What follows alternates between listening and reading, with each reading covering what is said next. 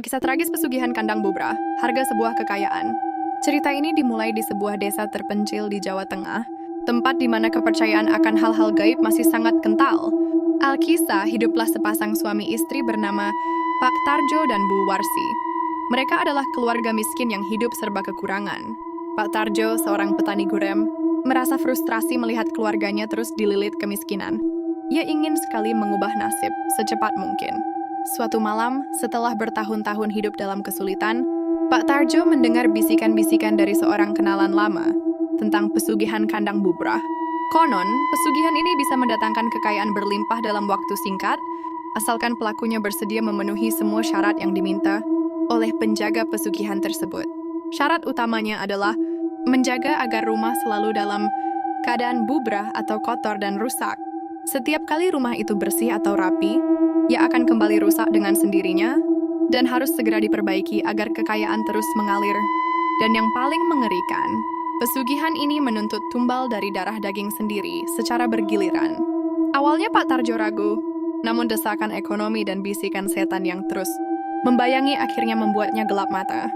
Diam-diam, tanpa sepengetahuan Bu Warsi, ia mendatangi seorang dukun di lereng gunung yang terkenal dengan praktik pesugihannya. Setelah melakukan ritual yang mengerikan dan menyepakati perjanjian gelap, Pak Tarjo pulang dengan hati campur aduk antara harapan dan ketakutan. Sejak saat itu keanehan mulai terjadi.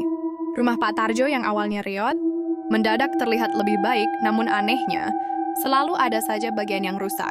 Genting bocor, dinding retak, atau lantai yang kotor meskipun sudah dibersihkan.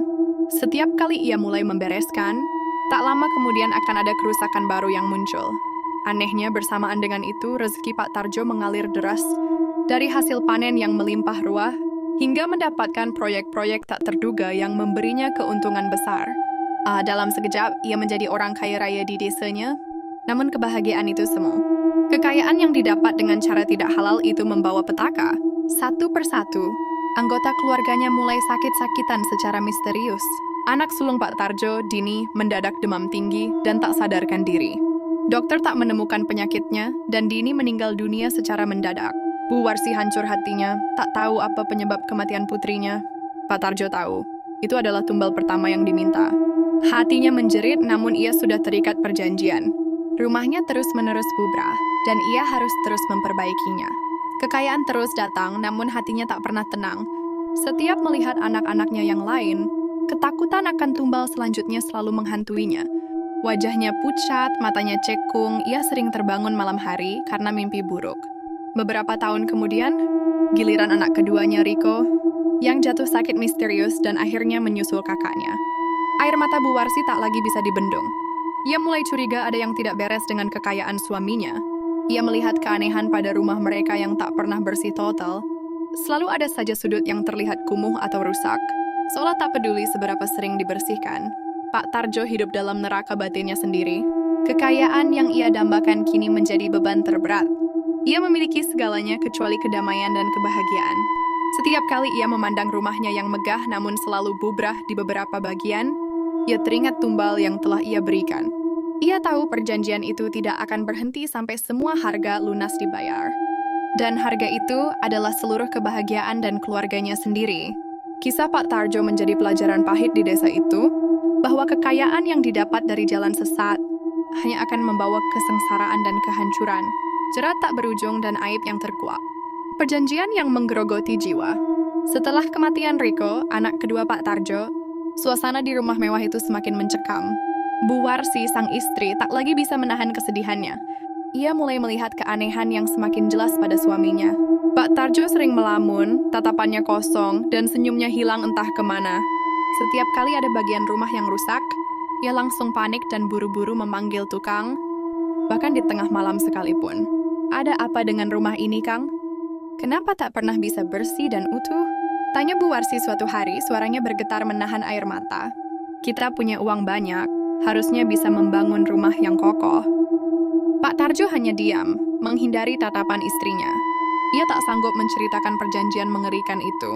Setiap sudut rumah yang bubrah adalah pengingat akan tumbal yang telah ia berikan, dan tumbal yang masih akan diminta. Keanehan yang terus berlanjut. Rumah Pak Tarjo memang megah, dengan perabotan mahal dan segala kemewahan. Namun bagi Bu Warsi, rumah itu terasa dingin dan berbau kematian. Ia sering mendengar suara-suara aneh di malam hari, seperti desiran angin dingin di telinga, atau bisikan-bisikan lirih yang tak jelas. Ia mulai percaya bahwa ada sesuatu yang tidak beres dengan kekayaan yang mereka miliki. Suatu sore saat Bu Warsi sedang membersihkan gudang belakang, ia menemukan sebuah kotak kayu tua yang terkunci.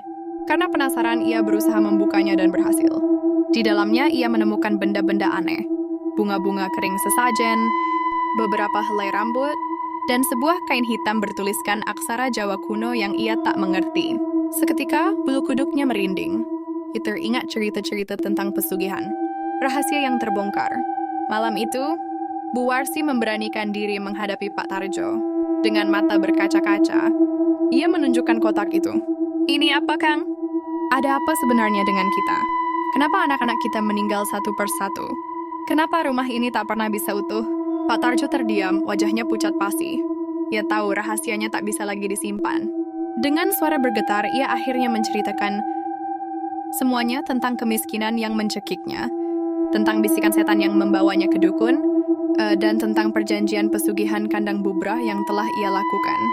Ia menjelaskan bahwa setiap kerusakan di rumah itu adalah tanda bahwa kekayaan akan datang, tapi juga pengingat akan tumbal yang harus dibayar. Bu Warsi menjerit histeris.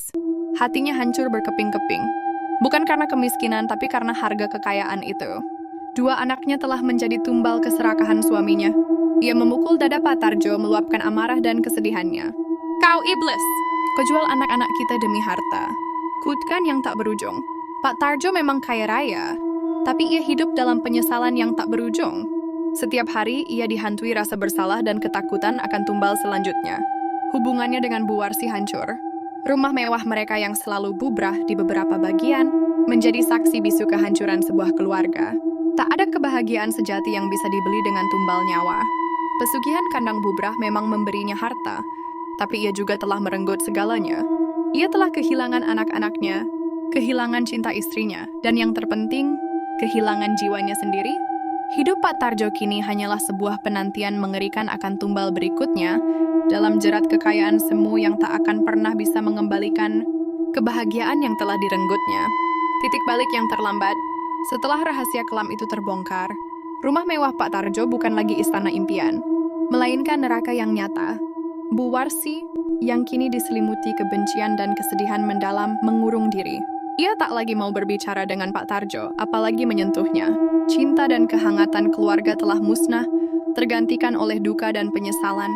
Pak Tarjo kini hanya punya satu anak yang tersisa, si bungsu bernama Budi, yang usianya masih sangat muda. Setiap kali melihat Budi, ketakutan akan tumbal selanjutnya mencekiknya. Kekayaan terus datang tak henti, seolah mengejek penderitaan Pak Tarjo. Namun, semakin kaya ia, semakin gila ia rasakan. Setiap malam, Pak Tarjo dihantui arwah anak-anaknya yang berbisik-bisik, menuntut pertanggungjawaban. Rumahnya, yang tak pernah bisa utuh, kini bukan hanya bubrah secara fisik, tapi juga secara spiritual. Udara di dalamnya terasa berat, dingin, dan penuh energi negatif. Upaya putus asa. Pak Tarjo tak tahan lagi. Ia ingin mengakhiri semua ini. Ia ingin membatalkan perjanjian laknat yang telah merenggut kebahagiaan dan nyawa anak-anaknya. Dengan sisa keberaniannya, ia kembali mendatangi dukun yang dulu membimbingnya. Aku ingin membatalkan perjanjian ini. Aku tak sanggup lagi, teriak Pak Tarjo. Wajahnya basah oleh air mata dan keringat dingin. Sang dukun tersenyum sinis. Perjanjian dengan iblis tak semudah membalikan telapak tangan. Tarjo, darah sudah ditukar dengan harta. Sekali kau masuk, kau tak bisa keluar begitu saja. Namun Pak Tarjo memohon dan bersujud. Akhirnya sang dukun memberinya satu cara, satu-satunya cara untuk memutus rantai tumbal. Mengorbankan orang yang paling dicintainya dengan tangannya sendiri sebagai tumbal pamungkas. Mendengar syarat itu Pak Tarjo gemetar. Bagaimana mungkin ia harus membunuh Bu Warsi atau bahkan Budi? Ia kembali pulang dengan kekecewaan yang lebih besar dan hati yang semakin hancur. Ia tahu sang dukun tidak bohong. Inilah konsekuensi dari keserakahan yang telah menuntunnya ke jalan sesat. Harga terakhir, ketakutan akan tumbal Budi semakin menghantuinya. Pak Tarjo tak bisa makan, tak bisa tidur. Pikirannya kalut.